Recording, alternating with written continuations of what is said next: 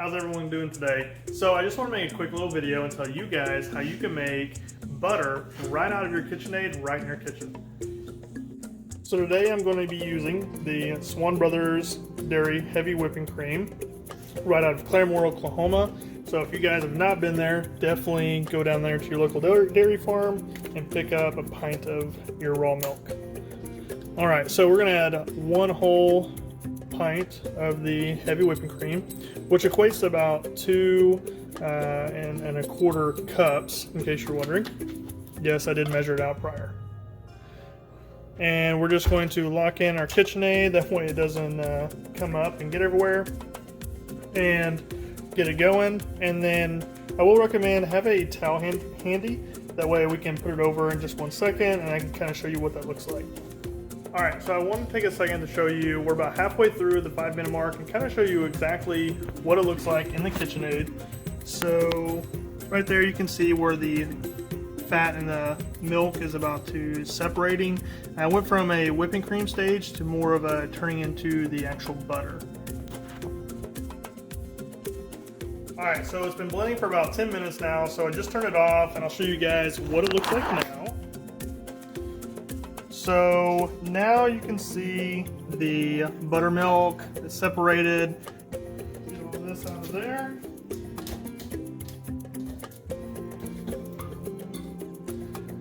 Like I said, you can see all that buttermilk, see how it just comes out. We're just going to kind of mush it together. That way when I drain this off, we don't lose any of the butter fats. And one recommendation is pour it in a separate container, that way if anything does run off, it doesn't ruin the rest of your container. As you can see, I've done this a couple times before and I'm already saving my buttermilk. Now one thing to keep in mind, just make sure you're doing that in an airlock container, that way it does not get ruined. And now I'm just going to kind of mush that to the side, and you'll see that some of that other buttermilk is still in there, and that'll help it squeeze it on out.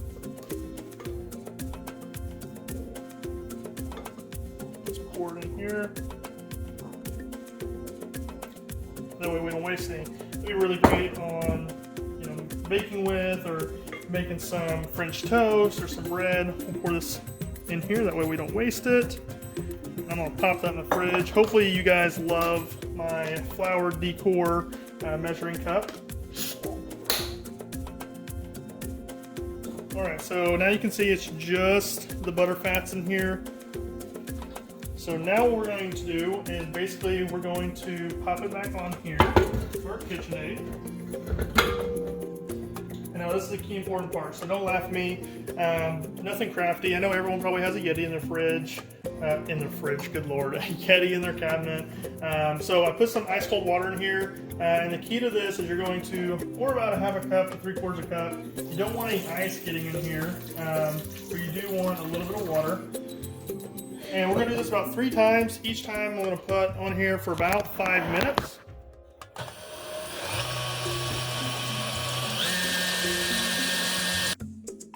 Alright, so we just completed our other 5-minute interval here.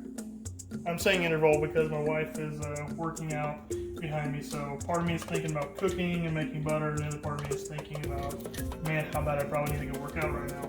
But, I mean, who wouldn't want to make butter instead? Anyways, so now you can see, still got some more of that watery, milky mixture. So we're just going to basically try to get this all together real quick. And then I'm going to pour this water out. And the goal is to have about as clear of water as you can when you pour this out. So if it's milky or anything like that, that's not what you're wanting.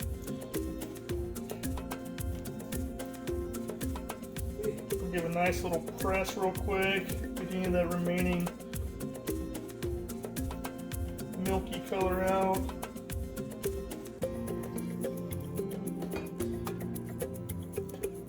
Alright, so we're going to put this back on here.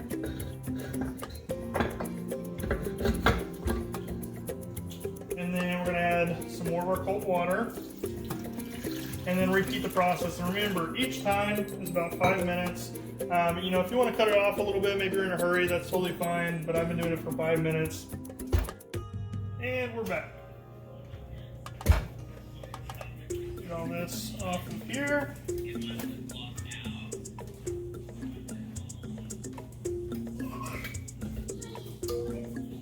Drain all this water off here.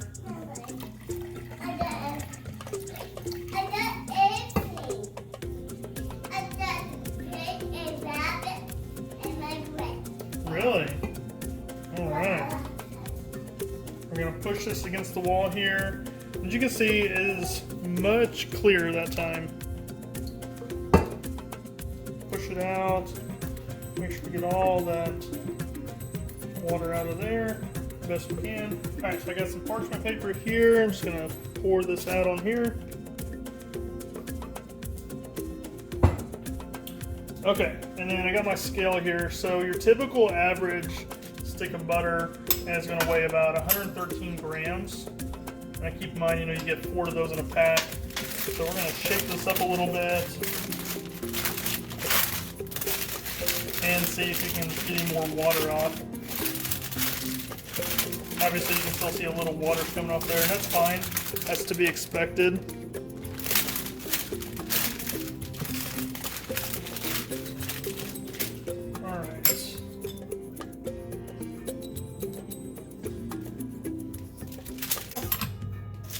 Go ahead and weigh it, and I got it in grams mode.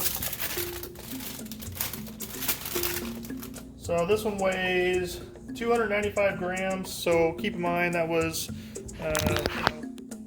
1 pint of the cream. So you're looking at about 2 1/4 sticks. So if you're averaging, like, hey, is it cheaper for me to buy butter at the store versus getting it homemade? Absolutely. I mean, you're not even going to get down to that cheaper dollar that you can buy at your local Walmart or anywhere else. However, I mean, this is fresh. I mean, if you're, right now we got an epidemic going on in the world, so if your grocery store doesn't have butter, go down to your local dairy farm and get some heavy whipping cream. Go get some any kind of cream for that matter and make some homemade butter in your KitchenAid. I mean, that's going to taste amazing, and you're probably going to be able to incorporate your kids.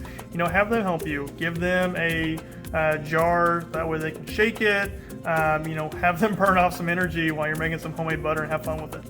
We're going to wrap this up. We're going to pop it in the freezer real quick. That way it can get a little hard.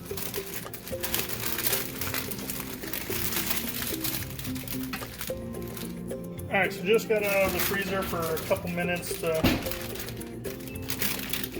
get some texture to it. Okay, so there it is. So there's some homemade butter right out of cream from right down your local dairy farm. I mean, if you don't have any butter in the stores, why not make some?